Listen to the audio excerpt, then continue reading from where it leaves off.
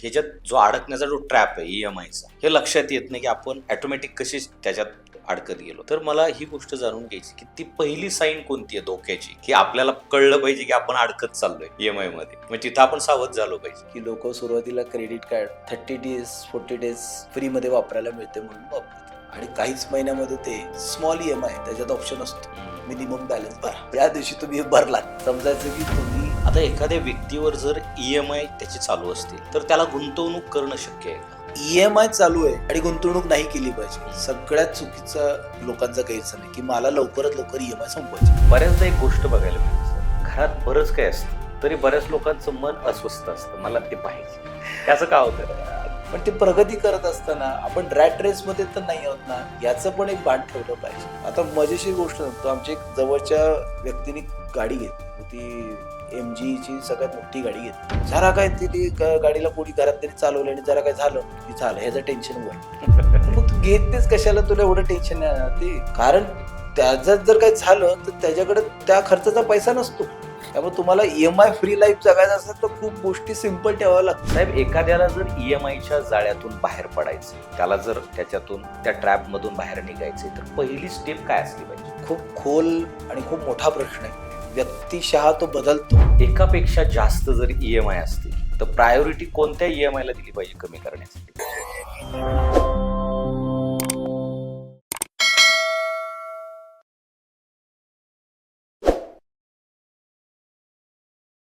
जय महाराष्ट्र मंडळी, मी PK भांडवलकर. सत्तामंच या व्यासपीठावर पुन्हा एकदा तुम्हा सर्वांचं मी मनपूर्वक स्वागत करतो. तर मंडळी, पगार येतो आणि 2 दिवसात संपतो. कारण काय? तर EMI. अनेक लोक EMI, कर्ज आणि चुकीच्या आर्थिक सवयींमुळे अडकून पडतात. अशा लोकांना योग्य प्लॅनिंग, गुंतवणूक आणि शिस्त याबद्दल माहिती नसते, म्हणून ते ट्रॅपमध्ये अडकतात. चला तर मग आज जाणून घेऊयात. आपल्या बरोबर आहेत एक आर्थिक तज्ञ गौरव लांजेकर साहेब. EMIच्या जाळ्यातून बाहेर पडण्यासाठी नेमकं काय करावं आणि आर्थिक स्वातंत्र्याकडे वाटचाल कशी करावी याच्यावर आज ते आपल्याला मार्गदर्शन करणार आहे. तर मंडळी, आजच्या पॉडकास्ट खूप महत्त्वाच्या विषयावर आहे आणि खूप इंटरेस्टिंग देखील होणार आहे. त्यामुळे शेवटपर्यंत नक्की बघा आणि जर चॅनलला अजून सबस्क्राईब केलं नसेल तर सबस्क्राईब करून घ्या आणि बेल आयकॉन दाबायला विसरू नका, म्हणजे येणारा एपिसोड तुमच्यापर्यंत पोहोचेल. साहेब नमस्कार. नमस्कार. तुमचं सत्तामंच व्यासपीठावर खूप खूप स्वागत. धन्यवाद. आपण इतक्या मोठ्या विषयावरती मला बोलवलं त्याबद्दल पहिलं धन्यवाद. आणि मी सांगू इच्छितो की मी गेले 21 वर्ष फायनान्शियल मार्केटमध्ये काम करत आहे. आज मी गौरव लांजेकर म्युच्युअल फंड इंडस्ट्रीमध्ये काम करत आहे आणि हे काम करत असताना बऱ्याच लोकांचे जे अनुभव आहेत, मी कोणी खूप मोठा तज्ञ वगैरे असं अजिबात नाही. तुम्हा मायबाप लोकांचे जे काही अनुभव तुमच्या आयुष्यात आले, जे प्रॉब्लेम्स आले, ते सॉल्व्ह करण्याचा थोडासा मी प्रयत्न करत असतो. यातनंच जे काही आपल्याला पर्यंत पोहोचवता येईल तेवढं मी पोहोचवण्याचा मनापासून प्रयत्न करतो. आता मला सुरुवात ह्या प्रश्नापासून करायची आहे की नेमकं EMI म्हणजे काय? आत्ता आपल्याला भूक आहे आणि ती भागवायची आणि ती काहीही करून ती मिळवायची आणि आपल्याकडे मुबलक प्रमाणात जर काही प्रमाणात पैसा नसेल तर भविष्यात आपण ते फेडू या हिशोबाने ती वस्तू आपल्या दारात घेण्याचा प्रयत्न करतो. ती गरजेची आहे का नाही आहे का नीड आहे वॉन्ट आहे याचा काहीही विचार नसतो. आत्ता मला हवंय ह्याच्यासाठी माणूस EMI स्वीकारतो. मग तो मोबाईलचा असो, गाडीचा असो, नाही तर घराचा असो. तुम्हाला ठरवायचंय की EMI नक्की खरंच गरज आहे का? अगदी बरोबर. आता हा EMI एक आर्थिक प्रश्न आहे का मानसिकता आहे? अर्थात मानसिक. आर्थिक तेव्हा होतो जेव्हा त्यातून काहीतरी ॲसेट्स तयार होत असतील. बरोबर. तुम्ही स्वतःसाठी राहण्यासाठी घर घेत आहात. हं. पण ते घर कुठे घेतायत ह्याला पण एक फार महत्व आहे. म्हणजे तुमचा पगार 50,000 आहे आणि तुम्ही अशा ठिकाणी घर घ्यायला जातायत की जिथे तुमच्या पगारातली 70-80% फक्त EMI वर जाणार असेल, तर ही गरज नसून वॉन्ट आहे आणि ह्याच्यावरती त्या समोरच्या माणसाने सावरून घेतलं पाहिजे. कारण आज जर तुम्ही हा मानसिक प्रॉब्लेम समजला नाही, तर भविष्यात येणारे विविध प्रॉब्लेम्स तुम्हाला अडचणीत आणू शकतात. कारण घरच केवळ माणसाची गरज नसते. त्या घरात असणारी माणसं, त्यांच्या शिक्षणाचा खर्च किंवा येणाऱ्या काळात मेडिकल प्रॉब्लेम हे देखील असतात. ह्याचा देखील त्या समोरच्या व्यक्तीने घर घेताना विचार करावा. कारण घर हे माणसाला पुढील 20 वर्षासाठी कामाला लावतं. त्यामुळे घर घेताना नक्की विचार करा, की आपण नक्की कुठे आणि किती प्रमाणात घ्यायचंय. समोरचा म्हणतोय, की आपल्याला अजून भारी ठिकाणी जायचंय किंवा आपले नातेवाईक खूप भारी ठिकाणी राहतायत म्हणून आपल्याला जायला पाहिजे का? तर नाही. तुमचा जेवढा पगार आहे, त्या पगाराच्या 31% वरती ई-एम-आय नसला पाहिजे. नसेल तर पैसे साठवा, थांबा. त्यामुळे त्याला आर्थिक बनवण्यासाठी मानसिकतेची पण गरज आहे. जर मानसिक तुम्ही स्टेबल राहिलात, तर तुमचा भविष्यातला आर्थिक प्रॉब्लेम लगेच सॉल्व्ह होईल. त्यामुळे त्याला मानसिक बनवून देऊ नका, आर्थिक बनवण्याकडे वाटचाल करा. बरोबर. आता तुम्ही म्हटलत की कॅपॅसिटी पेक्षा जास्त. बरोबर. ई-एम-आय म्हणजे किती जास्त? आता होतं काय, हं, की आता मला जसं मी तुम्हाला म्हणलं, हं, 25चा मुलगा आहे. त्याला जॉब लागला, की तो मोबाईलच्या शॉपमध्ये जातो हं. आणि समोरचा माणूस त्याला सांगतो, "मी तुला 2000त iPhone देतो." बरोबर. लिटरली हां, आहे, आहे. 2000त iPhone देतो. हं, काय होतं, तर बाकी सगळ्या गोष्टी विसरून जातो. मला iPhone घेता येतोय, पगार आहे 10,000. हं. गंमत ऐकली, पगार आहे 10,000. 2000 iPhone घेतो म्हटल्यानंतर तो 30-40 हजाराची गोष्ट ताबडतोब घेऊन येतो. आता तर 60-70 हजारची झालेली आहे. 1,50,000 1,50,000. मग ते 1,50,000 तुझी खरं गरज आहे का? मग तिथून पहिली सुरुवात होते. तो iPhone पहिली सुरुवात आहे. मग गाडी, मग फोर व्हीलर आणि ह्या सगळ्यामध्ये त्याचं मुख्य काही गोल असेल, तर ते विसरतो. आज समजा तुम्ही पुण्यासारख्या ठिकाणी गावाकडनं राहायला आलात. कशासाठी तुम्ही पुण्यात आलात ह्याचा पहिला विसर पडतो. मुख्य काय, की तुम्ही इथे पैसे साठवायला आलेला आहात, ना की खर्च करायला. त्यामुळे तो जो काही ई-एम-आय आहे, तुमचा ई-एम-आय हा प्रमाणात असला पाहिजे. पहिली गोष्ट तर नोकरी लागल्या-लागल्या तुम्ही 3-4 वर्ष कमीत कमी तुमचे 70-80% पैसे साठवू शकतात का? ह्याच्यावर भर दिला पाहिजे. पण प्रत्यक्षात मात्र माणूस नोकरी लागली, थोडे पैसे घरात आले, की लगेच गाडी, या सगळ्या गोष्टी करतो. लाँग टर्मचे गोल्स पहिले तुम्ही ठरवा, की तुम्ही पुण्यात कशासाठी आला आहात आणि नक्की तुम्हाला इथं येऊन काय साध्य करायचं आहे. समजा तुम्हाला घर घ्यायचं असेल, इथे कायमस्वरूपी राहण्याचा निर्णय झाला, की आता तुम्ही पुण्यात कायमस्वरूपी राहणार आहात आणि इथं तुम्हाला घर घ्यायचंय. तर घर घेणं हे सगळ्यात मोठा टास्क असू शकतो.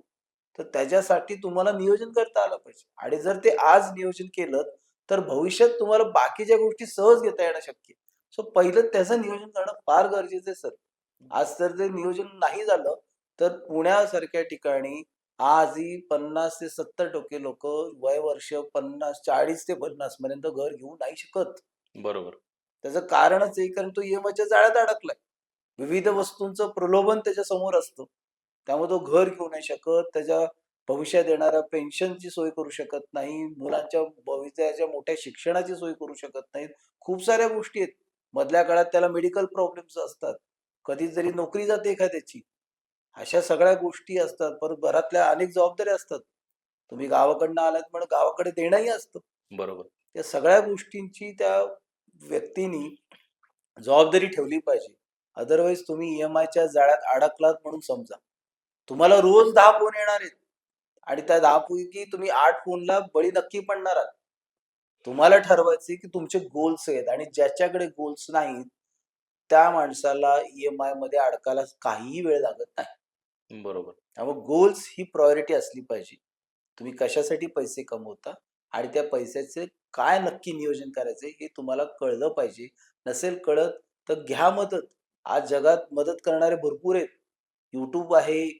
आमच्यासारखे अनेक लोकं या क्षेत्रात काम करतायत, की ज्याच्यामुळे तुमचा प्रवास हा सुखी होईल.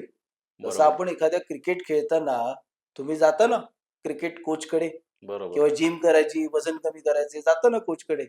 आता त्याचं टार्गेट असलं पाहिजे ना, की बाबा मला एक वजन का कमी करायचंय? हं.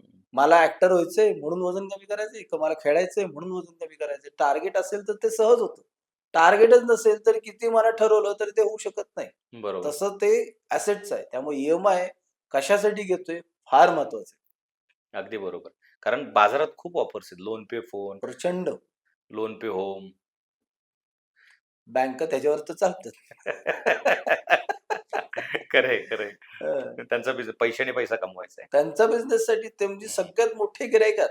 हं. तुम्हाला सेव्हिंगचं अकाउंट हे पहिलं प्रलोभन आहे. खरं तर बरोबर. त्यांना लोनच विकायचंय. Credit card. Credit card. बापरे! क्रेडिट कार्डच्या इतकं जबरदस्त आहे ना, तुम्हाला लिटरली सांगतो. हं. सध्या त्यांचं सॉफ्ट टार्गेट काय माहिती आहे? हं, एअरपोर्टवरती गर्दी होते हं. आणि तुम्हाला बसायला जागा नसते. बरोबर, आम्ही तुम्हाला लॉन्च ॲक्सेस देतो. तेवढ्यासाठी माणसं क्रेडिट कार्ड घेत आहेत सध्या. बरोबर, बरोबर. लॉन्च ॲक्सेस सगळ्यात नवीन की पॉइंट आहे क्रेडिट कार्ड विक्रेत्यांचा. लॉन्च हं. ॲक्सेस मिळणार. मग तिथे जाऊन त्याला वाटतं, की मला ₹1 जेवण फ्री मिळणार. काही फ्री लंच नाही. There is no free lunch. हं. हा तो एक मोठा ट्रॅप आहे. सगळ्यात मोठा ट्रॅप आहे. पहिलं क्रेडिट कार्ड घेतो, तिथं मस्त एन्जॉय करतो आणि जसा बाहेर आला, की ते क्रेडिट कार्ड स्वाईप करायला लागतो. आणि का एकदा त्याची तुम्हाला सवय लागली, हं, की त्यातनं सहज कोणी बाहेर येऊ शकत नाही. मी तुम्हाला सांगतो, आज जवळ-जवळ मी 16-17 वर्ष झाले क्रेडिट कार्ड वापरत नाहीये. क्या बात है! नाही वापरत. जेव्हा मी स्वतःही त्या ट्रॅपमध्ये हं, अडकलेलो होतो. हं. म्हणजे यंग बरोबर. असताना वयाच्या 25मध्ये मी स्वतः क्रेडिट कार्ड वापरून लक्षात आलं, अरे, ही काही न संपणारी साखळी आहे. खिशात पैसे नाहीयेत, हं, पण पैसे असल्याची भावना आणि या भावनेमुळे काय होतं, चला वस्तू घ्यायची, आवडली, पटकन घेतली, संपला विषय. उपयोग होता का? गरज होती का? काहीही नाही. पण खिशात जेव्हा पैशाचे पैसे नसतात, तेव्हा ऑटोमॅटिकली तो 10-15 दिवस वाट बघतो. हं. आणि मग शांतपणे त्याला लक्षात येतं, ही काही आपल्या गरजेची गोष्ट नाहीये. तो ती टाळतो. पण जर क्रेडिट कार्ड असेल, तर मात्र तुम्ही अडकलात म्हणून आहे. सगळ्यात क्रेडिट कार्डचा लेटेस्ट ट्रॅप माहिती आहे तुम्हाला सर? नाईट सेलिंग म्हणजे Myntraवरती रात्री 12ला सेल लागतो. बापरे! हा 12ला जो सेल लागतो, याच्यामध्ये 70% लोकं क्रेडिट कार्डवरती कपडे घेतात हो. रात्री 12. रात्री 12ला. काय माहिती का त्याला भीती असते? हं. तो उठायच्यात संपले तर? हा मोठा ट्रॅप आहे. Night selling. हं. रात्रीचं सेल. कधी बघितलंय का तुम्ही? नाही पण या पहिल्यांदा ऐकतोय मी ऑनलाईनच्या तर. दुनियेत सगळ्यात मोठा ट्रॅप आहे. लेडीज लोकं सगळ्यात मोठे त्याचे ट्रॅप आहेत. हं. लिटरली क्रेडिट कार्ड घासतात रात्री 70-80 हजाराचे आणि भलं मोठं सामान घेतात त्या रात्री आणि सकाळी त्यांच्या लक्षात येतं, मला खरंच गरज होती का? अजिबात गरज नसते. पण त्या दिवशी, त्या क्षणाला, त्या टाईमच्या ह्याच्यात मोहात अडकतात आणि क्रेडिट कार्ड हा त्याचा पहिला तिथे तुम्हाला लगेच येतं. एक बजाज फिन्सर्व ऑफर, Amazon पे ऑफर, लेट पे ऑफर. सध्या Zomatoवरती लेट पे म्हणून बघितलत का तुम्ही? नाही पाहिलं. Zomatoवरती Zomato. हं. आत्ता खावा, उद्या पेमेंट करा. काय म्हणता? दॅट इज द बिगेस्ट जेवण ई-एम-आय पण फ्रॉड. हप्त्यावर आहे. सर, आय-टी क्षेत्रामध्ये हं, आजच्या डेटला तुम्ही जर चेक केलं, हं, तर ज्याचा पगार ₹1,00,000 आहे, त्या कुटुंबच नको, त्या बॅचलर मुलाचं 40,000 ते ₹50,000 चा खर्च Zomato, Swiggyवरती होतो. बापरे! आणि मग तो माणूस हळू-हळू वेगवेगळ्या प्रकारच्या ई-एम-आयच्या जाळ्यात अडकायला लागतो. कारण त्याचा खर्च इतका मोठा असतो. त्याला प्रलोभनं एवढी असतात, तो थांबू नाही शकत. बरोबर. सुदैवाने माझं चांगलं झालं, की एक बँकरमुळं मी अजूनही क्रेडिट कार्ड काढलेलं नाही. एक्झॅक्टली. गरज काय त्याची? आणि त्यात मी वाचलो. त्यांनी आधीच मला म्हणजे मित्र असल्यामुळे फायदे-तोटे सांगितले होते. खूप रोज फोन येतात, ऑफर्स येतात. पण रोज त्याच्यात आजपर्यंत मी पडलो नाही. तुम्ही त्यातले अजून एक लकी चांगले.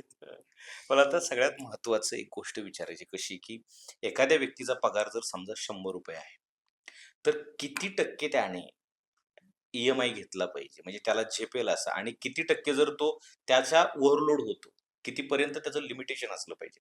तुम्हाला एक गंमत रिअल केसचा सांगतो. हं, आमचे एक मित्रच आहेत.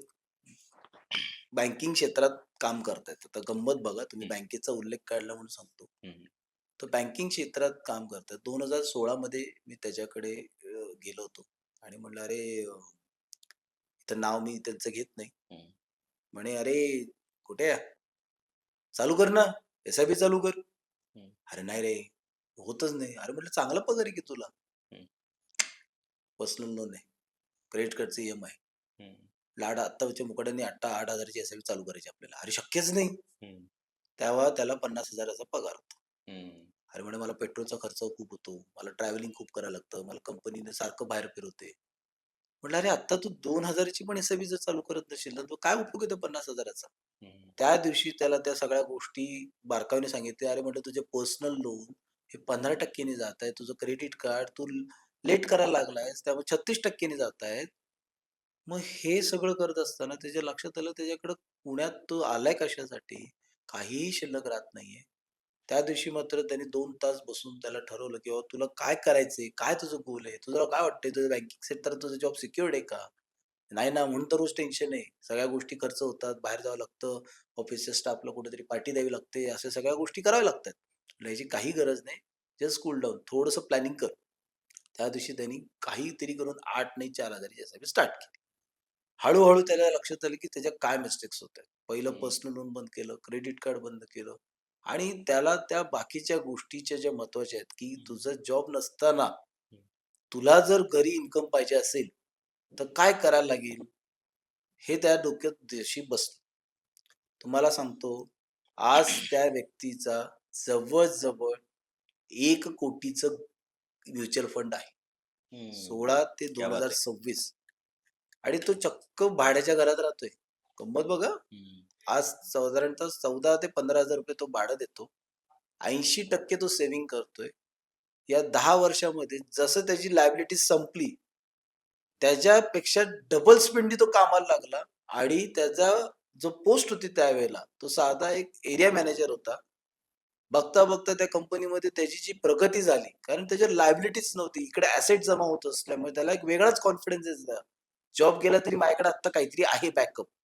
आणि या बॅकअपमुळे त्याचा जो कॉन्फिडन्स वाढत गेला कंपनीमध्ये, त्याचा जो बॉस होता, त्याच्याही तो वरती निघून गेला. कारण ह्याला स्वतःची मतं ठामपणे मांडता यायला लागली आणि त्याचा फायदा त्याला हा झाला, की तो त्या कंपनीमध्ये व्ही-पी या पोस्टवरती 450 लोकं त्याला रिपोर्टिंग करतायत. क्या बात. आणि केवळ त्यांनी त्या स्वतःला कंट्रोल केलं. बाकी सगळ्या गोष्टींवरती कंट्रोल केला. आज तो सगळ्या गोष्टी एन्जॉय करतोय. हम्म. कंपनीच्या पैशातनं आज अख्ख्या महाराष्ट्रभर फिरतो. कंपनीच्या गाडीतनं क्रेटा दिली कंपनीने त्याला फिरायला. ऑल ओव्हर इंडिया जातो. चेन्नईला हेड ऑफिस आहे. तिथे व्हिजिट असते. तेही कंपनीच्या पैशातून जातो. त्याला त्याचं ते इतकं गोष्ट लक्षात यायला लागली, की आपण परफॉर्मन्स जर झालो आणि कधी झालं कारण त्याच्यावर आता प्रेशर नाही. पैशाचं प्रेशर नाही. उद्या हप्त्याचं. तो जॉब सोडू शकतो. त्यांनी मला एवढंच सांगितलं, की मला कुठल्याही क्षणी जॉब सोडता आला पाहिजे आणि माझा जेवढा पगार आहे, तेवढा पगार मला घरी आला पाहिजे. ह्याचं मला प्लॅनिंग करून दे. सो तुमच्यावरती बर्डन कमी असले ना, की ऑटोमॅटिकली तुमची जॉबमध्ये प्रगती होते. घरात वादविवाद होत नाही. बरोबर. हा फायदा असतो. सर तुम्ही बरोबर बोललात, की लायबिलिटीज पेक्षा ॲसेट पाहिजे. त्या व्यक्तीने खूप चांगल्या पद्धतीने मॅनेज केल्यामुळं नोकरी जाण्याचं त्याला प्रेशर नव्हतं. पण आता बराच वर्ग हा नोकरी करतो. तर समजा एखाद्या व्यक्तीला ₹100 पगार आहे. म्हणजे त्याला आपण 100% कॅल्क्युलेट. तर किती टक्के पगार पगारावर त्याचे हप्ते असले पाहिजेत, जेणेकरून तो चांगलं लाईफ जगू शकतो आणि ओव्हरलोड कधी होतं? तुम्हाला मी प्रॅक्टिकल रिअल लाईफ एक्झाम्पल देतो. तुम्ही 80-20 चा रूल ऐकलाय का? हो. 20% सेव्हिंग केलं, तर उरलेलं आयुष्य सुंदर जाऊ शकते माहिती का?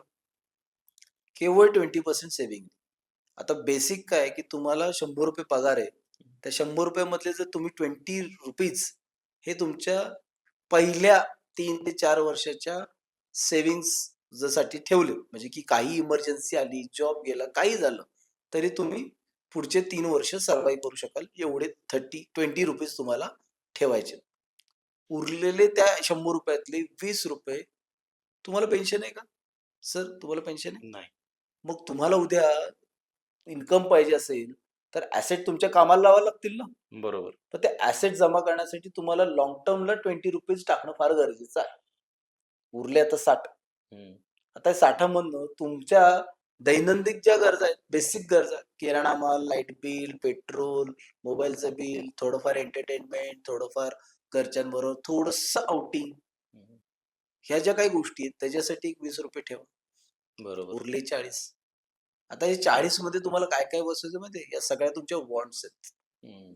घर भाड्याने राहताय, हं. म्हणजे तुमची नीड पूर्ण होते. आता तुम्हाला स्वतःच्या घरी जायचं. स्वतःच्या घरी जायची ही नीडमधनं वॉन्टमध्ये जाणारा प्रवास आहे. डेफिनेटली ॲसेट होतेच. पण ते घर कुठे घेताय ह्याला फार महत्व आहे. तुमचा पगार जर 50,000 असेल आणि तुम्ही खूप उंच उड्या मारत असाल, तर जरा थोडं अवघड आहे. त्यामुळे तो 30% to 40% च्या घरात ई-एम-आय असला पाहिजे. प्रॅक्टिकली 30%. त्याच्यावर ई-एम-आय नसावे. नसेल तर त्याला तुम्ही साठवा. हं. तोपर्यंत वाट बघा घर घेण्याची. जनरली बँका तुम्हाला सांगतात, तुम्हाला आत्ता घर देतो, घराच्या किमती वाढतायत. 100% बरोबर आहे. घराच्या किमती वाढतायत. त्यासाठी उत्तम नियोजन करता येऊ शकतं. बरोबर.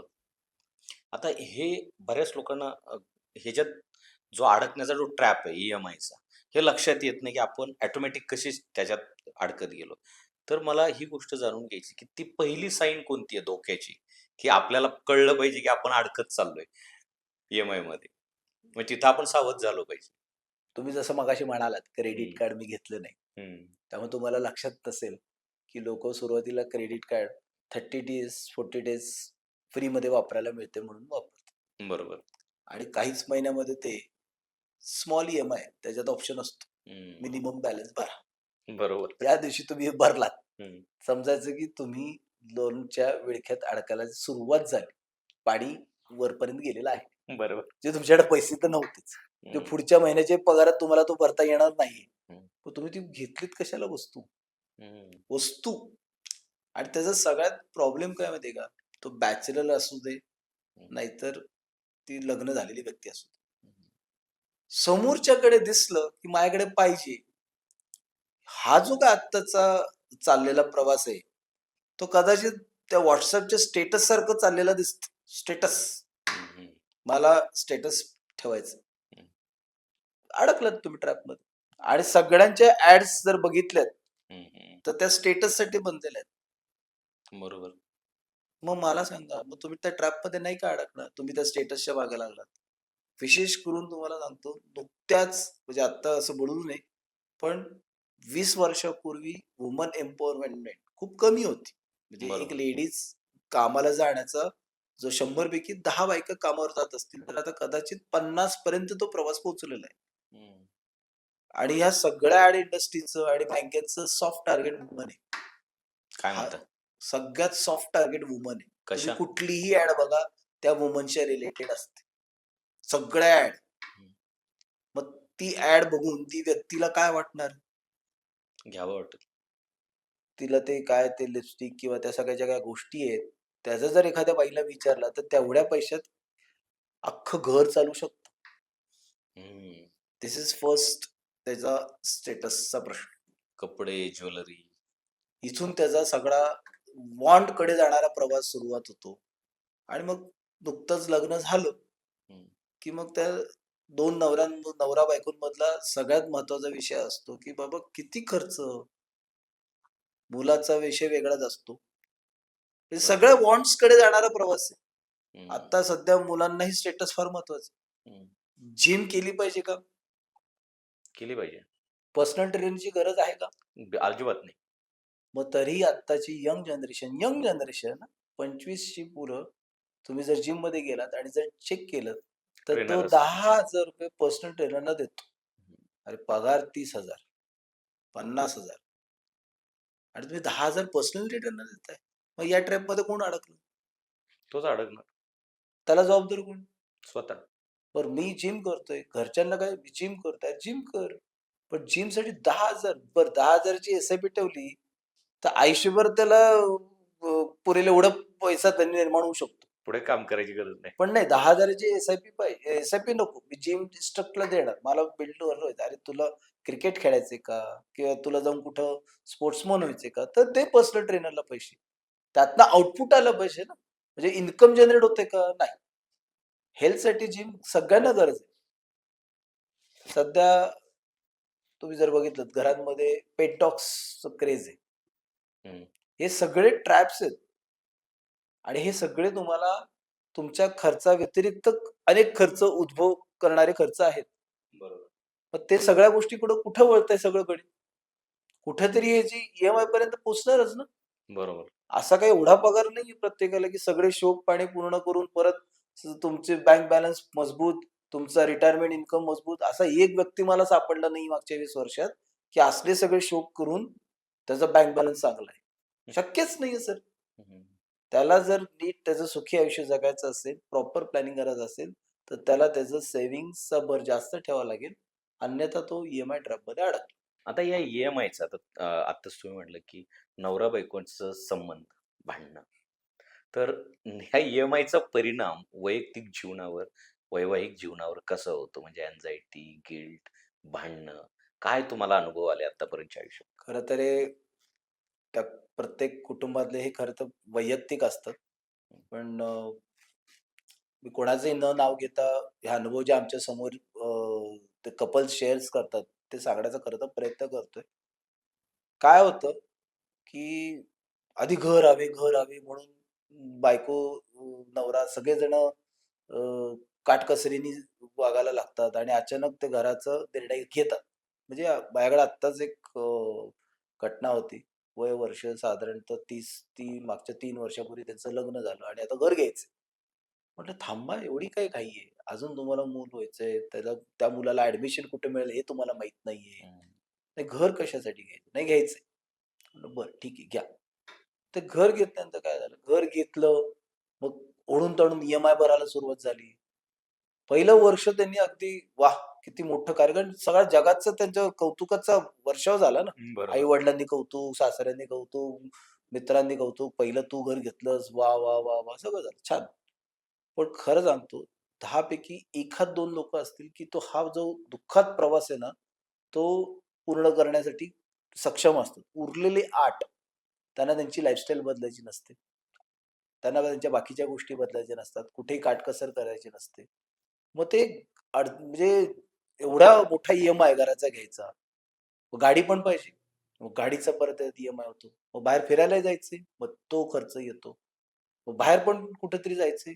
या सगळ्याचं प्रेशर तर नक्कीच त्या दोघांच्या करिअरवरती येत असतो. त्या जॉबमध्ये टेन्शन्स क्रिएट होतात.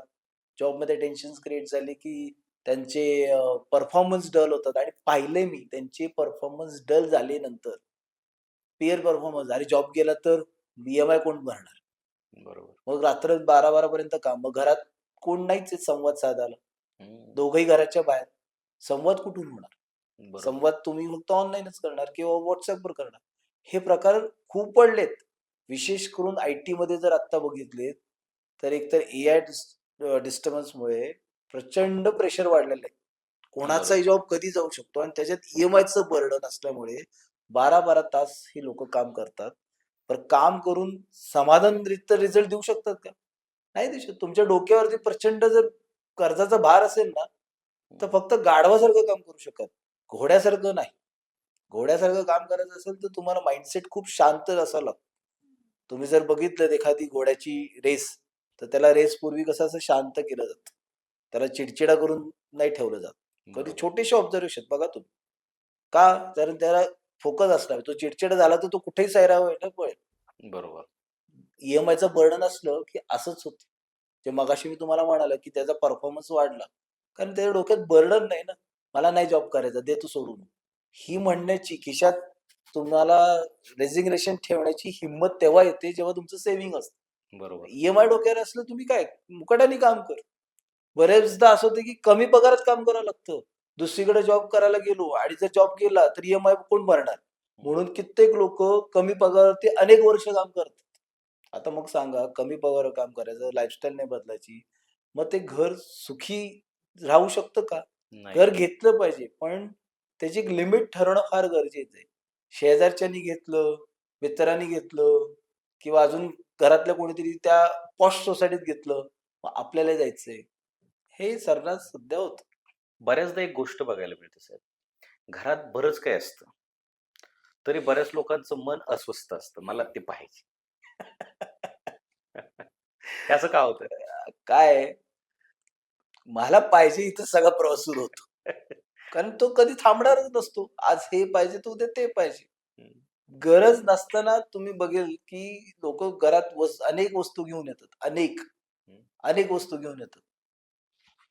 माझे काही डॉक्टर क्लायंट्स आहेत. हं. त्यांना अँक्झायटी आली, की ते काय करतात माहिती आहे का? शॉपिंग करतात. शॉपिंग डॉक्टर आहेत. हं. आता तुम्ही म्हणा, की डॉक्टर म्हणजे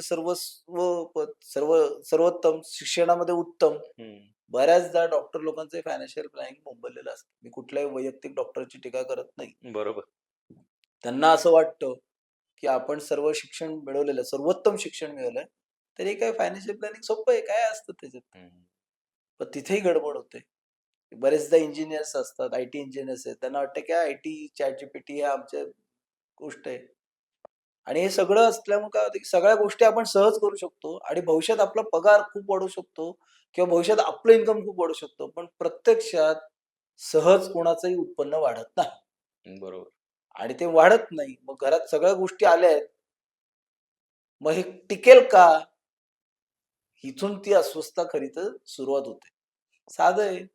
तुम्ही मान्य करा, की बाबा आपलं एवढे समाधानी राहायचंय. तर मग तुमच्या घरात शांती लाभेल. बरोबर. समाधान 2 गोष्टी आहेत. माणसाने प्रगतीच्या पथावर असावं. मी त्या मताचा आहे, की सतत प्रगती झालीच पाहिजे. हं. पण ती प्रगती करत असताना आपण रॅट रेसमध्ये तर नाही आहोत ना, याचं पण एक भान ठेवलं पाहिजे. बरोबर. वस्तू हवेत का? हो, मलाही हव्यात. सगळ्यांना हवे का? 100% हवे. पण त्या रॅट रेसमध्ये नसलं पाहिजे. आता मजेशीर गोष्ट सांगतो. आमच्या एक जवळच्या व्यक्तीने गाडी घेतली. मग ती MGची सगळ्यात मोठी गाडी घेतली. जरा काय तिने गाडीला कोणी घरात त्यांनी चालवली आणि जरा काय झालं, की झालं ह्याचं टेन्शन वर. अरे मग तू घेतेच कशाला? तुला एवढं टेन्शन नाही येणार ते. कारण त्याच्यात जर काही झालं, तर त्याच्याकडे त्या खर्चाचा पैसा नसतो. बरोबर. तुमच्याकडे गाडी अशी असली पाहिजे, काय इन्शुरन्सचं बिल आहे तुम्हाला कमी वाटलं पाहिजे काय. हं. म्हणजे ती गाडी तुम्हाला अफोर्डेबल आहे. नाहीतर ती गाडी झालं, गाडी नसून डोक्याला स्ट्रेस स्टार्ट. हं. म्हणून मग त्यांना दुसरीकडे अजून जावं लागतं. मेडिटेशन किंवा अजून कुठेतरी, "अरे मला खूप स्ट्रेस होतोय, हं. मला त्रास होतोय." कारण हे छोट्या-छोट्या गोष्टी नाहीयेत. गाडी इतकं भयंकर प्रकरण आहे ना आत्ताच्या काळात, की हं. लोकं गाड्या तर घेतात, पण त्यांना सर्व्हिस आलं की टेन्शन येतं. हं. सर्व्हिसिंगला आलं की टेन्शन येतं. मग घेता कशाला? हं. नका ना घेऊ. स्टेटससाठी गाडी कशाला घेता? हिथून खूप छोट्या गोष्टी आहेत. जर सगळ्यांनी छोट्या-छोट्या गोष्टीचा विचार केला ना, ब्रँडेड वस्तू. सगळेजण त्या ब्रँडेड वस्तूच्या प्रेमात पडतात. ठीक आहे, घेताना सगळं घेतलं जातं. मग पैसे कमी पडतात ना प्रत्येकाला मग. आणि एकदा का तुम्हाला त्या ब्रँडेड वस्तूची सवय लागली, तुम्ही मागे नाही फिरू शकत. बरोबर. तुम्ही साधं शाळेतल्या मुलाला एखादं आजचं ब्रँडेड बॉलपेन दिलत, हं. तर तो नॉन ब्रँडेड पेन वापरेल का? नाही वापरणार. कारण तुम्हीच सवय लावली. हे सगळं एकमेकांशी लिंक्ड आहे. हं. त्यामुळे तुम्हाला फ्री लाईफ जगायचं असेल तर खूप गोष्टी सिंपल ठेवाव्या लागतील. पण आत्ताच्या जगात ते कोणाला नकोय. खरं तर कोणालाच नकोय. पण पण नकोय. हं. कारण ते जेव्हा वर जातात, डोक्याच्या वर जातात, तेव्हा ते नकोय. त्यातनं बाहेर पडता येतं का? 100% पडता येतं. 100% फक्त मार्ग थोडासा बदलावा लागतो किंवा काही गोष्टी तुम्हाला तुमच्या लाईफमध्ये बदलाव्या लागतात. आणि पगारदार लोकांना मी स्पष्ट सांगतो, की तुमच्या आयुष्यात जर गोल ठरवलेत एकदा, की या सगळ्या भल्या-भल्या वाटणाऱ्या गोष्टी तुम्हाला क्षुल्लक वाटायला लागतील. फक्त गोल ठरवा. ज्याच्या आयुष्यात गोल ठरलाय ना, मग त्या वस्तूंची किंमत शून्य होऊन जाते. त्याला त्याचं महत्त्व शून्य होतं. पण ज्याच्या आयुष्यात गोल नसेल ना, त्याला कितीही वस्तू मिळू दे, त्याचं समाधानच होत नाही आणि खास करून पगारदार लोकांना माझं स्पष्ट सांगणं आहे, की गोल ठरवा. काय जे तुम्ही कागदावर लिहा, मनात नका ठरवू. हं. लिटरली कागदावर लिहा गोल्स. नसेल माहिती, भेट घ्या. बरोबर. बऱ्याचदा लोकांचं असं होतं, की ई-एम-आयने त्यांचा जीव होऊन मरतो. पण ते मान्य करायलाच तयार नसतात. अशी काही उदाहरणं तुमच्या भरपूर, आयुष्यात का? भरपूर स्टेटस माझं स्टेटस जाईल ना, स्टेटस जाईल. हं. माझ्याकडे कोविड नंतर एक पोलीस व्यक्तिमत्व आलं होतं. हं. कुठल्याही पोलीस खात्याचं नाव खरं तर असं घेऊ नये. पण त्यांनी मला प्रामाणिकपणे सांगितलं होतं, की "गौरव मला जरा ना थोडं नीट जीवन जगायचंय. हं. तुम्ही समजून घ्या त्याला काय म्हणायचं असेल ते." माझ्या पगारावरती मला सगळ्या गोष्टी बसवायच्या. कोविडने आम्हाला खूप गोष्ट जाणवून दिली. हं. म्हणलं, "सर त्याला एकच आहे गरजा कमी कराव्या लागतील." म्हणे, "कसं करताय?" त्या व्यक्तीकडे घर नव्हतं स्वतःचं. आणि की तुम्हाला जर तुमच्या गोष्टी करायच्या असतील, घर घ्यायचं असेल किंवा एक ठराविक गोष्ट तुम्हाला घ्यायची असेल, तर काहीतरी बेसिक गोष्ट तुम्हाला थांबवाव्या लागतील ना कुठेतरी. तर त्याने ते थांबवल्या आणि मग त्याचा प्रवास घराकडचा सुरळीत झाला. पण ते थांबवताना त्याला एक टार्गेट मिळालं आणि मागच्या 6 महिन्यापूर्वी त्याने घर बुक केलं हं. आणि मला पहिला फोन आला, "थँक सो मच." ते 5 वर्ष लागले, पण त्या 5 वर्षात आपण आपलं आता स्वतःचं घर घेतलं. पगारातल्या पैशातून घर घेतलं. फार मोठा मेसेज होता. बरोबर. पगारातल्या पैशातनं घर घेतलं घेतलं. आणि त्यांनी एस-आय-पी लावली. बाकी आम्ही सगळ्या गोष्टी काटछाट केल्या. सगळ्या हे केलं, बंद केलं. तरी ज्यावेळेस डिसिजन होत होता, म्हणे बायकोला आधी फोन लावा म्हटलं. हं, एवढे अजून थांबणार का? बायको म्हटली, "अहो एवढे वर्ष थांबलोय, अजून 5 वर्ष." हं. आणि मागच्या 6 महिन्यापूर्वी त्यांनी जे म्युच्युअल फंड साठवले होते, त्या सगळ्या साठवून त्यांनी डाउन पेमेंट केलं. त्यांचं रीतसर व्यवस्थित 2 बीएचकेचं घर झालं. आता हे काय होतं, की तुम्हाला गोल मिळाला. हं. त्यामुळे तुमच्या बाकीच्या गोष्टी क्षुल्लक वाटायला लागल्या. बरोबर. त्यामुळे या सगळ्या गोष्टीवर तुम्हाला फोकस दिला पाहिजे, की गोल तुमचं काय आहे? साहेब, एखाद्याला जर ई-एम-आयच्या जाळ्यातून बाहेर पडायचंय, त्याला जर त्याच्यातून त्या ट्रॅपमधून बाहेर निघायचंय, तर पहिली स्टेप काय असली पाहिजे? खूप खोल आणि खूप मोठा प्रश्न आहे. हं. व्यक्तिशः तो बदलतो. प्रत्येक व्यक्तीचे प्रॉब्लेम्स वेगळे आहेत. तर मी इथे एका व्यापाऱ्याचं उदाहरण दिलं तर चालेल का? चालेल ना? कोविडमध्ये माझ्याकडे एक व्यापारी कुटुंब आले. त्यांना सांगितलं एकाने, की "तू गौरवकडे जा. तो तुला मदत करेल या प्रॉब्लेममध्ये." म्हणजे कुठलीही आर्थिक मदत नाही. हं. प्रॉब्लेम सॉल्व्ह करण्यासाठी मदत करेल. तर मी त्यांना भेटलो. म्हटलं, "काय आहे बोला." म्हणे, "नाही, पैसेच साठत नाहीयेत. काही केलं तरी पैसे साठत नाहीत. सतत खर्च आणि म्हणे माझ्या डोक्यावरती प्रचंड कर्ज आहे." म्हणलं, "बरं." कुठे व्यापार आहे वगैरे सगळं माझी विचारपूस झाली. तर मेन बाजारपेठेत त्यांचं दुकान आहे लक्ष्मी रोड सारख्या ठिकाणी. म्हणलं, "अरे बापरे!" म्हणलं, "लक्ष्मी रोड सारख्या ठिकाणी दुकान आहे आणि एवढ्या अडचणी?" जे जे जगाला दिसतं ते तसं नसतं हे समोरून माझ्या आलं. बरोबर. आणि त्यांनी क्लिअर होतं, की बाहेर कुठे बोलू पण नका. म्हणजे नाव घेत नाही त्यामुळे विषय सांगतो. तर मी म्हटलं, "आपण दुकानात तुमची नेक्स्ट मीटिंग ठेवू." दुकानात गेलो, दुकानाचा सर्व्हे केला. तर त्याच्या सगळे मागे लागले होते, की "तू इंटिरियर कर, तुझं दुकान पॉश कर, गिराईक वाढेल." हं. आणि ते दुकान वडिलोपार्जित होतं. म्हणजे भाड्याचं असल्यामुळे गेले 50 वर्ष ते भाडे तत्त्वावर होतं. आणि काहीही करायचं तर त्या मूळ मालकाची सही लागायची किंवा त्यांना त्यांना पैसे देणं असायचं. त्यामुळे म्हटलं, "अरे आधीच डोक्यावरती कर्ज आहे भरपूर मालासाठी घेतलेलं. विविध गोष्टी ट्राय केल्याच्या आणि त्याच्यात परत ह्याला दिल्याशिवाय मला पुढे जाता येणार नाही. हं. तर मी अजूनही कर्ज उचलू का?" हं. म्हटलं, "थांब." कोणी सांगितलं की कर्ज उचलले की तुझे प्रॉब्लेम सॉल्व्ह होणार आहेत? हं. त्या दुकानाचा जो नक्षा होता तो खूप जुन्या काळातला होता आणि योगायोगाने तो एक कॉपर म्हणजे एक अँटिक वस्तू विकत होता. मी वस्तूचं इथं विश्लेषण करणार नाही. आणि त्याने म्हणलं, "अरे तुला कल्पना आहे का?" म्हणलं, "तुला इंटिरियरची तर गरजच नाहीये. हं. तू जी वस्तू विकतोय ती वस्तू घेण्यासाठी अख्खं पुणे बाजार इथेच येतं. हं. फक्त तुझ्यासारखे इथे 100 विक्रेते आहेत. हं. तुझी वस्तूची प्राइस बदल." म्हणलं, "म्हणजे काय? तू रिटेल करतोयस. ₹100 ला विकत असशील, तर ₹80 ला विक." म्हणे त्याच्यात काय मिळणार मला? हं. त्याचा प्रश्न चुकीचा नव्हता. म्हटलं 100% बरोबर आहे. कारण ही कमोडिटी आहे. ह्याची थोडीशी प्राइस कमी कर, की जेणेकरून तुझा होलसेलचा बिझनेस वाढेल. हं. हं. त्या दिवशी तो माणूस कर्जात डुबलेला होता. वर्षभरापूर्वी त्यांनी जी-एस-टीचं रिटर्न फाईल केलं. म्हणजे 2 कोटीचा टर्नओव्हर क्रॉस केला. हं. पहिली त्याला झळ सहन करायला लागली आणि आता त्याच्याकडे एकही रुपयाचं कर्ज नाही. नियोजनबद्ध एखाद्या व्यापाऱ्याला बरेचदा लोकं सांगतात, की "तू ह्याव कर, त्याव कर, की प्रॉब्लेम." त्या बाजारपेठेत कारण तिथं एवढं वॉकिंग आहे आणि तेवढं गिराईक नाही म्हणून काहीतरी गणितच चुकीचं वाटायला लागलं. बरोबर. त्यामुळे त्या गोष्टी जसा एक व्यापारी आहे, त्याने ते नियोजन आखणं गरजेचं आहे. दुसरी एक व्यक्ती अशीच माझ्याकडे कपल आलं होतं. लग्न झालंय, सगळं आहे, घर, या सगळ्या गोष्टी आणि प्रचंड ई-एम-आय स्ट्रेस, हं. प्रचंड ई-एम-आयचा स्ट्रेस. करायचं काय? कसं त्याला बाहेर काढायचं ई-एम-आय मधनं? म्हटलं, "सर आता आपण घर घेऊन बसलेलो आहोत. बाकीच्या गोष्टी पण आपण केलेल्या आहेत. काय-काय कॉम्प्रोमाईज करायचे ते तुम्ही ठरवा." मग त्या दोघांना हिशोब मांडून दिला, की "सर तुमच्या डोक्यावरती पर्सनल लोन आहे. त्याला आपल्याला पहिल्यांदा काहीही करून बंद करावं लागेल." मग त्यांना म्हणले, "एक काम करा. तो 14% चा जो व्याजदर आहे, तो हं. एका रात्रीत बंद होत नाहीये. बरोबर. म्हणून तुम्ही व्याजावर व्याज किंवा अशा सगळ्या गोष्टी सगळ्या."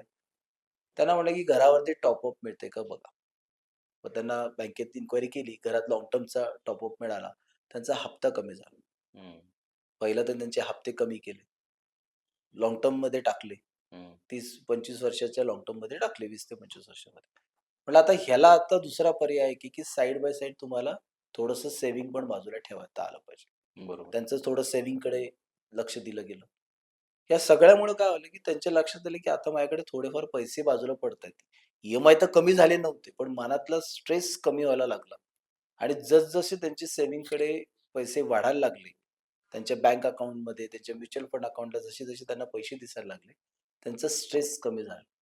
बरोबर. आणि स्ट्रेस कमी झाल्यामुळे काय झालं की ऑटोमॅटिकली त्यांच्या लक्षात आलं की बाकीच्या ज्या गोष्टी आहेत, त्या आपल्याला कशा कमी करता येतील. मग प्रत्येक वेळेला ज्या गोष्टी त्यांना लागण्यापूर्वी त्यांचा मला एक फोन येतो. हम्म. आता रिलेटेड फोन येतो. व्यापाऱ्यांचे तर येतातच येतात. बरेचदा अनवॉन्टेड इन्व्हेस्टमेंट्स असतात. तर त्या आम्ही कन्सॉलिडेशन करायला सांगतो. तिथं इमोशनल असतं सर का बरं का. अनवॉन्टेड इन्व्हेस्टमेंट्स बरेचदा माणसाला स्ट्रेसमध्ये आणतात. इन्व्हेस्टमेंट्स आहेत, पण अनवॉन्टेड आहेत. म्हणजे एखाद्या शेतकऱ्याला शेती करायची आहे, म्हणून शेती केली, तर जमीन घेणं गरजेचं आहे ना. पण तुम्ही आयटी मध्ये काम करताय, कुठेतरी गावाकडे शेती घेतली आणि इकडे तुमच्या डोक्यावरती प्रचंड कर्जाचा बोजा आहे. तर त्या जमिनीचा तुमच्या रिअल लाईफमध्ये काय फायदा होऊ शकतो का? नाही होणार. तर ते पहिल्यांदा रिड्यूस करणं गरजेचं होतं आणि सिंपल सतत खूप साऱ्या गोष्टी घेतल्या की माणूस श्रीमंत होतो हे एक लोकांना वाटतं. म्हणून पण लोक ईएमआयचा बोजा अंगावरती वाढवतात. सो ते ईएमआय असताना ॲसेट, ईएमआय प्लस ॲसेट, त्याऐवजी ॲसेट प्लस ईएमआय चं गणित मांडलं पाहिजे. पण ॲसेट कोणत्या? की ज्या विदाऊट लोन घेता येतील त्या. हम्म, लोकांना गैरसमज आहे ईएमआय टाकून ॲसेट घ्यायची किंमत ती ॲसेट होते. अजिबात नाही. त्याच्यात बँक मोठी होते. तुम्हाला मी प्रूव्ह करू शकतो की बाबा पुण्यासारख्या ठिकाणी क्वचित ठिकाणी फ्लॅटमध्ये लोक प्रॉफिटमध्ये येत असतात. बरोबर. त्यामुळे सेकंड होम घ्यायचंय. मग ते ईएमआय वरती घेतलं जातं. बँक लोन द्यायला बसली. बरोबर. तर ते ॲसेट तर क्रिएट होत नाही. बँक मात्र मोठी होते. 8.5% जोपर्यंत इन्फ्लेशन येणार नाही ना, 8.5% हम्म, तोपर्यंत तुम्ही घर घेतलेलं असेल ना, ते प्रॉफिटमध्ये येणार नाही. साधा हिशोब आहे, साधा. आता इन्फ्लेशन आहे 4% आणि बँकेचं लोन आहे 8.5%. त्यामुळे तुम्ही विचार करा, की तुम्ही बँकेला किती मोठं करताय. बरोबर. फिक्स्ड डिपॉझिटमध्ये ठेवलेत ना पैसे तरी घरापेक्षा जास्त वाढतील. ही रियालिटी कोणी चेक करत नाही कागदावर. बरोबर. बरोबर. 8.5% इन्फ्लेशन जास्त पाहिजे आणि गंमत सांगतो 2001 ते 2010 इन्फ्लेशन 8.5% होतं हम्म, आणि म्हणून त्या काळात घराच्या प्राइसेस एवढ्या वाढल्या होत्या. हे लोक विसरतात. आज 4% इन्फ्लेशन आहे. तुमची घराची प्राइस 3 ते 4% मध्येच वाढणार. सुरुवातीच्या काळात फक्त वाढत असेल, बांधकामं करताच. हे लोकांच्या लक्षात आलं पाहिजे. बरोबर. जे ॲसेट्स करताय का लायबिलिटी करताय हे फार महत्वाचं आहे इथे. एकापेक्षा जास्त जर ईएमआय असतील, तर प्रायोरिटी कोणत्या ईएमआय ला दिली पाहिजे कमी करण्यासाठी? सी जे 12% पेक्षा अधिक महागडे लोन जे आहेत, विशेष करून पर्सनल लोन, एज्युकेशन लोन, मुलांच्या शिक्षणासाठी लोन काढलं जातं आणि तो मुलगा लोन फेडेल. नियम करेक्ट आहेत. त्या बरोबर. मुलाच्या हायर एज्युकेशनसाठी, एम-एस साठी अशी कर्ज काढली जातात. आणि ती खरं तर 14 ते 15% असतात. पालक हे विसरतात, की ईएमआय तुम्हाला नाही तर तुमच्या मुलाला भरायचंच आहे. बरोबर. तर शक्यतो ते लोन पहिलं क्लोज करण्याचा प्रयत्न करा. हे 12 ते 15% ची लोन तुम्हाला त्या ईएमआयच्या जाळ्यात अडकून ठेवायला खूप सोपी असतात. पण तुम्हाला मात्र तुमचं जीवन अवघड करतात. ते मात्र तुम्ही बंद करा. बरेचदा लोकं हाउसिंग लोन कमी करायला जातात. हम्म, तर मला बरेच प्रश्न विचारतात, की हाउसिंग लोन कमी करू का? मी म्हणतो त्याचं उत्तर साधं नाही. तुमचं जर स्पेंडिंग कडे जर कल जास्त असेल आणि सेव्हिंग कडे जर कलच नसेल, तर मी नक्की म्हणेन की ते पण कमी करा. हम्म, त्यामुळं साहजिक गोष्ट आहे की हाउसिंगचं लोन ती लोकं पहिलं कमी करतात. पण जर तुम्ही डिसिप्लिन इन्व्हेस्टर असाल, एस-आय-पी मार्फत किंवा अगदी रिकरिंग डिपॉझिट वाले पण, तर मी म्हणेन की सायमल्टेनियसली जेवढा घराचा हप्ता आहे, तेवढा एस-आय-पी असाल, तर तुम्हाला भविष्यात चिंता करायची गरज नाही. म्हणजे समजा एक आपण रिअल लाईफ एक्झाम्पल घेऊ, की तुमची 50,000चं घराचं ईएमआय आहे. बरोबर. 20 वर्षाचा ईएमआय आणि साधारणतः 8.5% 8% व्याजदर आहे. 50 ते 60 लाख रुपये तुम्ही इंटरेस्ट पे कराल पुढील 20 वर्षामध्ये. आणि मागच्या ट्रॅक रेकॉर्ड नुसार मी सांगतोय, कोणतेही मी इथे आश्वासन देत नाहीये. तर तुम्ही 50,000ची एस-आय-पी केलीत हम्म. 20 वर्षासाठी. 20 वर्षासाठी. आता तुम्ही इथं लोन क्लोजरचं बोलत होतात ना. मी बरोबर. म्हणतो की 50,000ची जर एस-आय-पी केलीत, तर तुम्ही साधारणतः पुढचे 20 वर्ष किती पैसे भरता?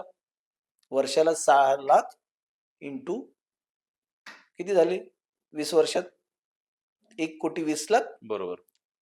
त्याचे अगदी 12 ते 15% तुम्हाला एस-आय-पी नी रिटर्न दिलं, तर तब्बल 4.5 कोटी ते 5 कोटी रुपये तुम्हाला होतात. काय म्हणता? हे पास्ट रेकॉर्ड सांगतो. हम्म. होईलच याची मी गॅरंटी देत नाही. ओके. पण ते समजून घ्या की एस-आय-पी कशा पद्धतीने काम करतं. पण 4.5 ते 5 कोटी लोकांचे झालेले आहेत आत्ता. हम्म. 15% जवळजवळ काही लोकांचे माझ्याकडे 6 करोड रुपये झालेले आहेत. रिअल लाईफ मध्ये झालेले आहेत. आता त्या लोकांनी देखील घराचा ईएमआय लवकर बंद करावा ही जर मागणी केली असती, तर केवळ 20-25 लाख रुपये इंटरेस्ट वाचू शकले असते. त्याच्याऐवजी त्यांनी 50,000ची एस-आय-पी केली आणि आज तब्बल त्यांच्याकडे 4.5-5 करोड रुपये शिल्लक आहेत. आणि ती व्यक्ती आता रिटायरमेंट झोन मध्ये आहे. आणि त्या व्यक्तीला साधारणतः वर्षाला 6 लाख रुपये 1 कोटी मागं, म्हणजे इंटू 4 पकडून चला, किती झाले? 24 लाख रुपये. तुम्हाला कोणी आणून देणार आहे का? नाही. एस-डब्ल्यू-बी मार्फत त्याला मिळू शकतात. इतकं साधं आणि सोपं नियम आहेत. पण बरेचदा आपण ईएमआय बंद करू च्या मागे लागतात. पण तेव्हा कोणते बंद करावेत आणि कोणते करू नयेत ह्याचा एक सारासार विचार इथे नक्की करा. आणि एस-आय-पी मार्फत तुमची ॲसेट्स मोठ्या प्रमाणात बनू शकते. पण ती माहिती घेऊन करा. बरोबर. माहीत नसताना एस-आय-पी केली तर मी गॅरंटी देतो ती नक्की बंद पडणार. हम्म. कारण ही मार्केटशी संबंधित असल्यामुळे जेव्हा मार्केट परफॉर्मन्स करत नाही, तेव्हा आपले पैसे कुठेतरी धोक्यात आहेत किंवा अडचणीत आहेत, असा सारासार विचार करून ते लोक एस-आय-पी बंद करतात. त्यामुळे तुम्ही याच्यासाठी भेट घ्या, वेळ काढा. तुमचा नक्कीच प्रवास सुखाचा होऊ शकतो. केवळ लोन क्लोज केल्याने श्रीमंत नाही होत. बरोबर. साधा विचार आहे. श्रीमंत व्हायचं म्हणजे काहीतरी तुम्हाला पाऊल उचलावं लागेल ना, बरोबर. इतरांपेक्षा वेगळं. बरोबर. लोन क्लोज करायचंय बरोबर आहे. पण तुम्ही हाऊसिंग लोन क्लोज करायला गेलात, तर हे प्रॉब्लेम्स येणार आहेत. तुमच्याकडे ॲसेट्स नसतील. हां, लोन बरोबर. क्लोज केलं समाधान राहील, की माझ्या अंगावरती लोन नाही. पण लोन बरोबर तुमच्या एस-आय-पी असायलाच पाहिजे. आम्ही तर साधा हिशोब मांडलेला आहे. जेवढा लोन तेवढ्याच्या एस-आय-पी. सुखी जीवनाचा साधा नियम. पाहिजे तेवढे लोन करा मग. बरोबर. साहेब, ज्यावेळेस बऱ्याचदा असं होतं की प्रीपेमेंट केलं जातं. मग प्रीपेमेंट जे आहे ईएमआयचं कधी करावं आणि कधी करू नये? तुम्ही कशासाठी प्रीपेमेंट करतात ते फार महत्वाचं आहे. हम्म. तुम्ही जर तुमच्या मुलांच्यासाठी हायर एज्युकेशन लोन घेतलं असेल 15%, 18% व्यापारी लोन उचलले असतील, तर ताबडतोब त्याचे लोन कमीत कमी करणं हे फार गरजेचं आहे. पण तुम्ही हाऊसिंग लोन उचललंय 20 वर्षासाठी, तर तुम्हाला जगातलं सगळ्यात स्वस्त लोन मिळालेलं आहे. जर तुमच्यावरती कुठल्याही प्रकारची इतर लायबिलिटी नसेल, तुमचा पगार सुरक्षित आहे, तुमचा व्यवसाय ठीक चाललाय, तर हाऊसिंग लोन प्रीपेमेंट करण्याच्या भानगडीत पडू नका. त्याच्याऐवजी त्या लोनची जी काही अमाउंट तुम्ही प्रीपेमेंट करणार असाल, लमसम तुमच्याकडे काही साठले असेल, ते आयदर म्युच्युअल फंडमध्ये गुंतवणूक करा किंवा त्याची एक फिक्स्ड डिपॉझिट्समध्ये गुंतवणूक करा. त्याचा तुम्हाला लाँग टर्म खूप जास्त फायदा होऊ शकतो. आता एखाद्या व्यक्तीवर जर ईएमआय त्याचे चालू असतील, तर त्याला गुंतवणूक करणं शक्य आहे का? ईएमआय चालू आहे आणि गुंतवणूक नाही केली पाहिजे. हम्म. सगळ्यात चुकीचा लोकांचा गैरसमज की मला लवकरात लवकर ईएमआय संपवायचे. आता तुम्ही रिअल लाईफ उदाहरण सांगा की हे आम्ही आधी पण सांगायचो की इमर्जन्सी फंड म्हणजेच गुंतवणूक असू शकते. आता कोविडमध्ये अनेक लोकांचे जॉब गेले. बरोबर. त्यांच्याकडे जर त्यावेळेला पैसा साठलेला नसता, तर त्यांनी सर्व्हाइव्ह केलं असतं का? अजिबात नाही. अनेक लोकांनी घरं विकली, हम्म. जॉब गेले ना. 2-3 वर्षाचं सेव्हिंगच नव्हतं. कसं टिकणार तुमचं? आणि प्रॉब्लेम्स प्रत्येकाला येणार आहेत. मला प्रॉब्लेम येणार नाही या भ्रमात कोणीही राहू नये. हम्म. सदैव प्रॉब्लेम्स कोणाला ना कुठला ना कुठला तरी मार्फत येणार आहेत. कोणाला फायनान्शियली येतील, कोणाला हेल्थ स्वरूपात येतील, कोणाचा जॉब जाईल, कोणाचा पगार वाढणार नाही, कंपनीमध्ये प्रॉब्लेम येईल तुमच्यात नसला तरी. त्यामुळे तुम्हाला तुमच्या ईएमआय बरोबर तुम्हाला savings plus long term investment हे करणं भाग आहे. आणि ह्याचं भान ठेवूनच ईएमआय असला पाहिजे. अदरवाईज तुम्ही सदैव दुसऱ्यासाठी मरेच तोपर्यंत काम कराल. डेटा सांगतो, की ज्याची सेव्हिंग्ज नाहीये, ज्याची गुंतवणूक नाहीये, मरेच तोपर्यंत तर काम करतो. कोणाला इच्छा नसते 60 नंतर काम करायची. पण त्याच्या डोक्यावरती कर्जाचा भार आहे आणि घर कसं चालवावं आणि मग त्याला जॉब करण्याशिवाय गत्यंतर नाहीये. फक्त पैसे कमवण्यासाठी जॉब करायचा नसतो. आपल्याला समाधान लाभावं म्हणून लोकं जॉब पण करतात. पण ते समाधान कधी लागतं? जेव्हा तुमच्याकडे अँपल प्रमाणात ॲसेट्स की जे तुम्हाला बिना नोकरीचंही सांभाळू शकतात. अशा काही ॲसेट्स तुमच्याकडे असतील, तरच त्या ॲसेट्स तुमच्यासाठी काम करतात आणि त्यातून तुमचा येणारा जो काही पैसा आहे, तो तुम्हाला भविष्यात उपयोगी पडू शकतो. त्यामुळे ईएमआय प्लस एस-आय-पी हे तंत्र विसरू नका. हे तंत्र जो विसरेल, तो भविष्यात प्रॉब्लेममध्ये नक्की आहे किंवा आत्ताच असू शकतो. बऱ्याचदा लोकांना वाटतं की ईएमआय फेडणं म्हणजे इन्व्हेस्टमेंट. हा विचार कसा वाटतो तुम्हाला? मुळात राहतं घर हे कधीही इन्व्हेस्टमेंट असू शकत नाही. हं, ही तुमची नीड आहे आणि ते तुम्ही विकत नाहीयेत ना. बरोबर, तुम्ही कोणाला भाड्याने देत नाही. त्यामुळे त्यातनं काही उत्पन्न निर्माण होत नाही. बरोबर. त्यामुळे अशी काही गुंतवणूक करा, की ज्यातून तुम्हाला उत्पन्न निर्माण होईल. बरोबर. मग म्युच्युअल फंडमध्ये तुम्ही जेव्हा गुंतवणूक करता, तेव्हा लाँग टर्म गुंतवणूक केल्यानंतर मंथली इन्कम स्वरूपात त्यातनं तुम्ही मिळवू शकता किंवा हं, एखादं फिक्स्ड डिपॉझिट केली, तर त्याचं जे इंटरेस्ट आहे, हे तुमचं उत्पन्न आहे. बरोबर. अशा पद्धतीच्या गुंतवणूक तुमच्या असणं फार गरजेचं आहे आणि ते करत असताना ईएमआय आणि प्लस गुंतवणूक हे बॅलन्सिंग होणं फार गरजेचं आहे. समजा आज जर एखाद्याला इन्व्हेस्टमेंट करायची, तर त्याने किती रकमेपासून इन्व्हेस्टमेंट सुरू केली पाहिजे कमीत कमी? म्युच्युअल फंडात ₹500 ने एस-आय-पी चालू होते. तुम्हाला काय गोल आहे, हं, ते ठरवावं लागेल आणि जर गोल नसेल, तर तुम्हाला एवढी इन्व्हेस्टमेंट का करू? हा प्रश्न साधा आहे आणि सर्वांना पडणार आहे. पण तो गोल नसल्यामुळे पडत नाही. बरोबर. त्यामुळे गोल ठरवा. आपण तुमच्या इन्व्हेस्टमेंटचा कल वाढेल. आपण बाकीच्या गोष्टी कमी होतील आणि एस-आय-पीचा फायदा काय माहिती का? की 1 तारखेला तुमच्या अकाउंटला पगार येतोय.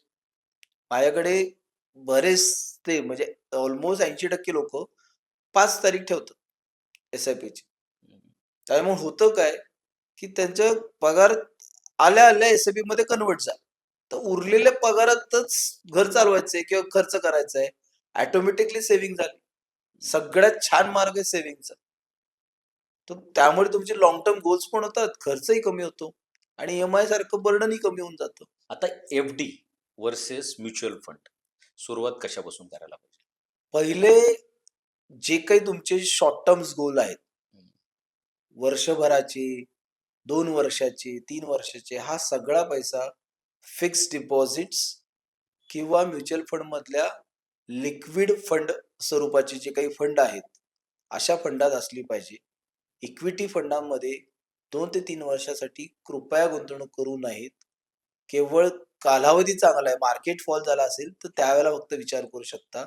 रूटीन मार्केटमध्ये 3 वर्षाहून अधिक म्हणजे 5 ते 7 वर्षाचा जर मिनिमम कालावधी असेल, तर इक्विटी म्युच्युअल फंड निवडावेत, ना की डायरेक्ट इक्विटी. त्यामुळे पहिलं प्राधान्य शॉर्ट टर्म गोलसाठी इक्विटी ऐवजी फिक्स्ड डिपॉझिटच येतं. हं. इक्विटी म्युच्युअल फंड शॉर्ट टर्मसाठी ठरू शकत नाही. लाँग टर्म गोलसाठी मात्र एफड्या करू नका. काही लोकं 10-10 वर्षासाठी एफड्या करतात. बरोबर. त्याच्याऐवजी तुम्ही म्युच्युअल फंडचा मार्ग करा, पण सब्जेक्ट टू मार्केट रिस्क समजून, न समजता गुंतवणूक करू नये. कारण त्याचा टाईम इज अ रिस्क. हं. डायव्हर्सिफिकेशन असतं. डायव्हर्सिफिकेशनमुळे त्याच्यात रिस्क येत नाही. त्यामुळे त्याचा विचार करावा. एक मला कुतूहलाचा प्रश्न पडलेला असतो नेहमीच, की बऱ्याचदा म्युच्युअल फंड असेल, एस-आय-पी असेल, याची ॲड देताना पूर्ण ॲड व्यवस्थित समजून सांगितली जाते आणि शेवटचं जे आहे सब्जेक्ट आता तुम्ही म्हटले, की हे तर ते फास्ट का सांगितलं जातं? आता कसं आहे हं. Investment subject to market risk. हो. आता मी पण तसंच बोलतो. काय आहे, की लोकांनी न समजता इन्व्हेस्टमेंट करू नये हा सेबीचा उद्दिष्ट आहे. कित्येकदा काही फंड 2-4 वर्ष परफॉर्मन्स नाही करत. हं, याचा अर्थ ते वाईट आहेत का? अजिबात नाही. हं. बिझनेस सायकल आहे, वेळ बरोबर, लागतो. बरोबर. ते समजणं फार गरजेचं आहे. नाही समजलं की त्या इन्व्हेस्टमेंट मोडल्या जातात. म्हणून हे वाक्य आहे खरं तर. पण ते फास्ट काय? फास्ट काय तर ते रिपिटेटिव्ह खरं तर ते स्लो सांगितलं पाहिजे. सर, आपण आता शेवटाकडे आहोत आणि रॅपिड फायर राउंड आपण आता घेणार आहोत. तर पहिला प्रश्न माझा तुमच्यासाठी आहे, की ई-एम-आय बद्दल एक मोठा नॉन निगोशिएबल रूल कोणता? जेवढा जेवढे EMI तेवढ्याची एस-आय-पी. इन्व्हेस्टमेंट बद्दल एक गोल्डन रूल सांगा. इन्व्हेस्टमेंट पहिली आणि मग एक्सपेन्सेस. सेव्हिंग की इन्व्हेस्टिंग?